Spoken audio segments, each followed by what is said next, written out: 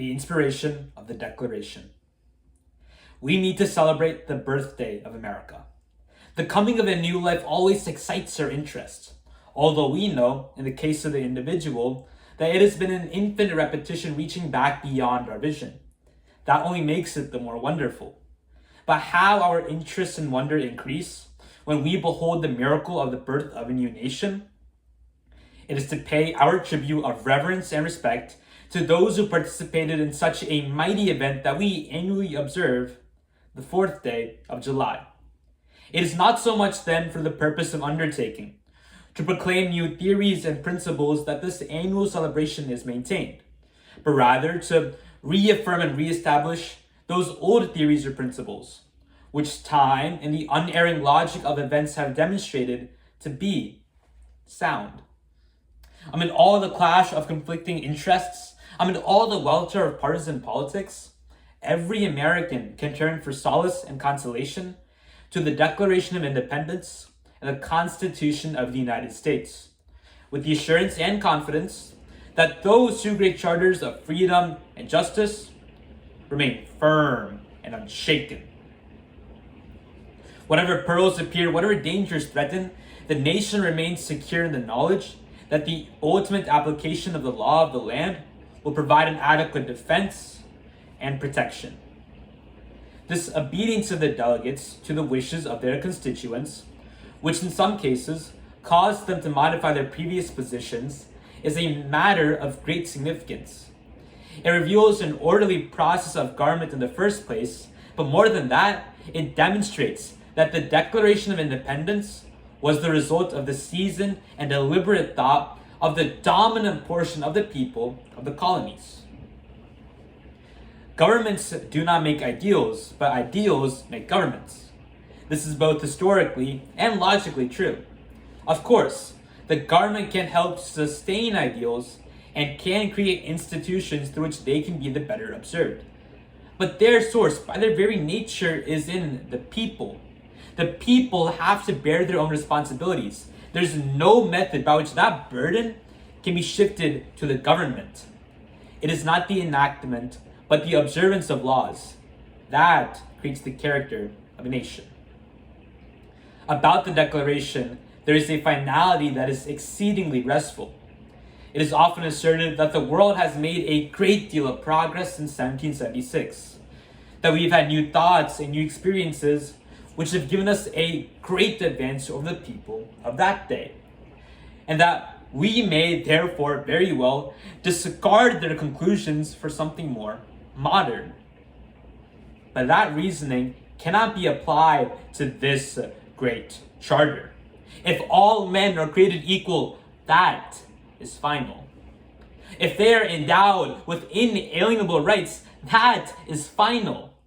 If governments derive their just powers from the consent of the governed, that is final.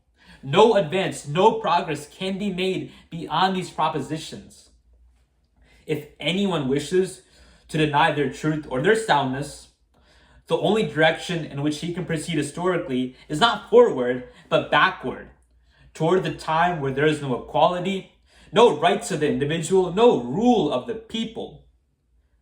Those who wish to proceed in that direction cannot lay claim to progress. They are reactionary. Their ideas are not more modern, but more ancient than those of the revolutionary fathers.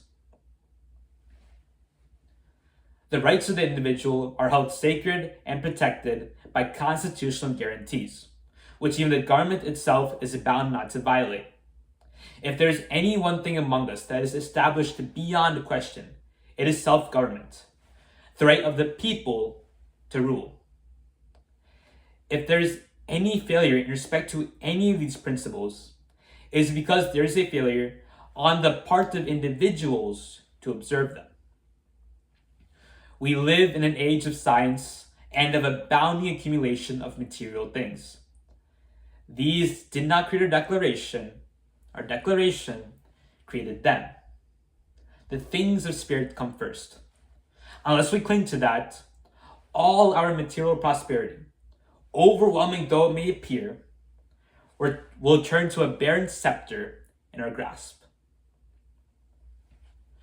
If we are to maintain the great heritage which has been bequeathed to us, we must be like-minded as the fathers who created it. The Declaration of Independence. When in the course of human events, it becomes necessary for one people to dissolve the political bands which have connected them with another, and to assume among the powers of the earth the separate and equal station to which the laws of nature and of nature's God entitled them, a decent respect to the opinions of mankind requires that they should declare the causes which impel them to the separation.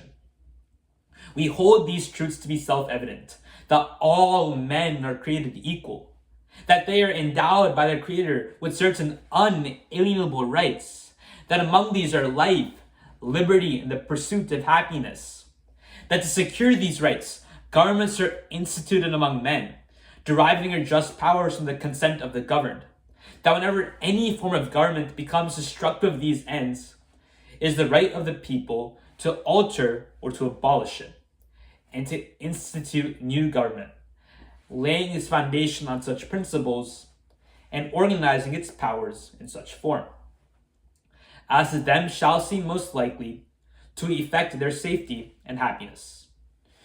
Prudence indeed would dictate that governments long established should not be changed for light and transient causes, and accordingly, all experience hath shown that mankind are more disposed to suffer while evils are sufferable, than to right themselves by abolishing the forms to which they are accustomed. But when a long train of abuses and usurpations, pursuing invariably the same object, evinces a design to reduce them under absolute despotism, it is their right, it is their duty to throw off such government and to provide new guards for their future security. Thank you.